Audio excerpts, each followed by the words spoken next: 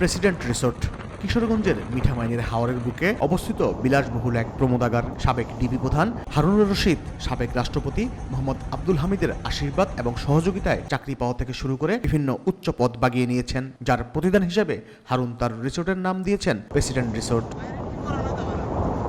এক সময়ের জৌলসপূর্ণ এই রিসোর্টে এখন কেবলই শুনশান নীরবতা। নেই আলোকসজ্জা, দামি গাড়ির বহর, নামে না কোনো হেলিকপ্টারও। পতিত আওয়ামী লীগ সরকারের আলোচিত পুলিশ হারুন রশিদ ওরফে ডিবি হারুনের মালিকানাধীন এই রিসোর্টটি একসময় মুখর থাকত পর্যটকদের পদচারণায়। সন্ধ্যার পর বসত বিভিন্ন রাজনৈতিক নেতা ও সরকারি কর্মকর্তাদের রঙ্গলীলার আসর। সেই রিসোর্টটি এখন কুকুর বিলারের রাজত্ব।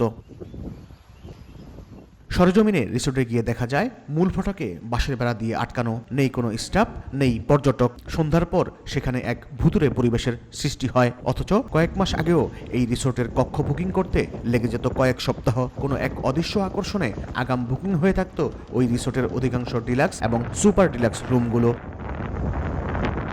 মন্ত্রী, এমপি, প্রশাসন এবং পুলিশের ঊর্ধ্বতন কর্মকর্তা ও নায়ক নায়িকা সহ ধনাঢ্য নারী পুরুষের এক নিরাপদ আশ্রয় হয়ে উঠেছিল হারুনের এই প্রেসিডেন্ট রিসোর্ট। সারা দিন রাত বিলাসবহুল গাড়ির বহর আর হেলিকপ্টারের আনাগোনায় মুখর ছিল কিশোরগঞ্জের মিঠামাইনের এই রিসোর্টটি। হাওরের বিস্তীর্ণ এলাকা জুড়ে অবস্থিত এই রিসোর্টটি সময়ের পরিক্রমায় এখন পরিণত হয়েছে ভুতুরে পল্লীতে। 5 আগস্ট আওয়ামী লীগ সরকারের পতনের পর তৎকালীন ডিবির ডাপুটে কর্মকর্তা হারুনের সাথে সাথে আলোচনার কেন্দ্রবিন্দুতে আসে তার অবৈধ টাকায় তৈরি এই প্রেসিডেন্ট রিসোর্ট। 5 আগস্ট পট পরিবর্তনের পর পলাতক রয়েছে পুলিশের করাপ্টেড কর্মকর্তা হারুন। হারুনের সাথে সাথে তার রিসোর্টটিও জৌলস হারাতে শুরু করেছে। বন্ধ হয়ে গেছে রিসোর্টের সব কপাট, নিভে গিয়েছে চোখ ধাঁধানো, মন মাতানো লাল নীল বাতির আলো আধারের খেলা। কর্মকর্তা কর্মচারীরা অনেকেই পালিয়ে গেছেন।